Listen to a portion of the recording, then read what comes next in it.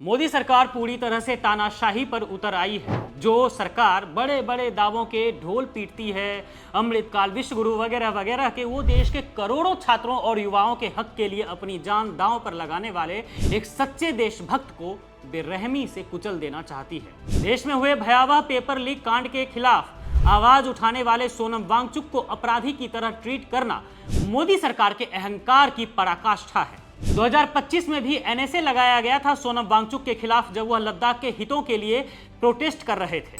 लोकतंत्र को पूरी तरह शर्मसार करते हुए आज फिर यानी कि 18 जुलाई को सुबह दिल्ली के जंतर मंतर पर जो कुछ भी हुआ, उसने मोदी सरकार के क्रूर चेहरे को एक बार फिर बेनकाब कर दिया है। पिछले 21 दिनों से कड़कड़ाती धूप और मुश्किल हालातों में शांतिपूर्वक भूख हड़ताल पर बैठे सोनम वांगचुक को शनिवार की सुबह दिल्ली पुलिस ने जबरन घसीटना शुरू कर दिया। वहां मौजूद प्रदर्शनकारियों ने जब अपनी आंखों के सामने इस अन्याय को देखा तो उनका गुस्सा भी फूट पड़ा। प्रदर्शनकारियों ने पुलिस की इस तानाशाही का पुरजोर विरोध किया, जिसके बाद पूरे जंतर मंतर पर भारी हंगामा, चीख पुकार और धक्का मुक्की का माहौल बन गया।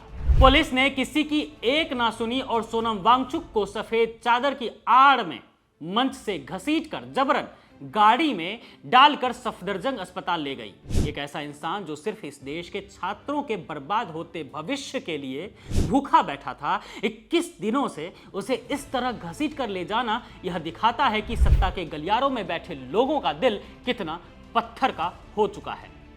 आखिर सोनम वांगचुक इस कदर अपना शरीर गलाने को मजबूर क्यों हुए? वो देश में लगातार हो रहे पेपर लीक कांड को रोकने, छात्रों के अधिकारों की रक्षा करने और नैतिक जिम्मेदारी लेते हुए शिक्षा मंत्री धर्मेंद्र प्रधान के इस्तीफे की मांग को लेकर डटे हुए हैं। वो चाहते हैं कि देश के करोड़ों युवाओं का भविष्य अंधकार में ना जाए, लेकिन केंद्र की मोदी सरकार को छात्रों के आंसुओं से ज्यादा शायद अपनी कुर्सी और मंत्रियों को बचाने की फिक्र है। तभी तो 21 दिनों तक एक सम्मानित व्यक्ति अनशन पर बैठा रहा और मोदी सरकार कान में तेल डालकर सोती रही।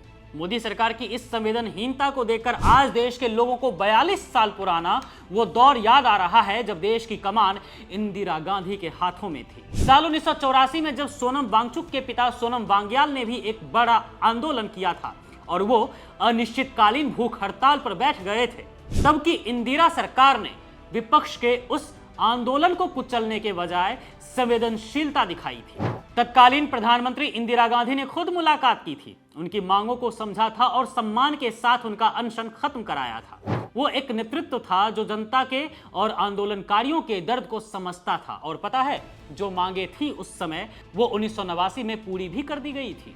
और एक आज की मोदी सरकार है जो छात्रों के हक की बात करने वालों से संवाद के बजाय सिर्फ दमन का रास्ता जानती है। इंदिरा गांधी के दौर में जहां आंदोलन करने वालों का सम्मान होता था, वहीं आज मोदी राज में पेपर लीक के खिलाफ आवाज उठाने पर सोनम वांगचुक को दिल्ली की सड़कों पर घसीटा जा रहा है। मतलब पिता के वक्त कांग्रेस की सरकार ने सम्मान दिया था और आज बेटे के वक्त बीजेपी की सरकार पुलिस के डंडे और बूटों से स्वागत कर रही है। यह तुलना साफ दिखाती है कि मोदी सरकार किस कदर अहंकार के नशे में चूर हो चुकी है।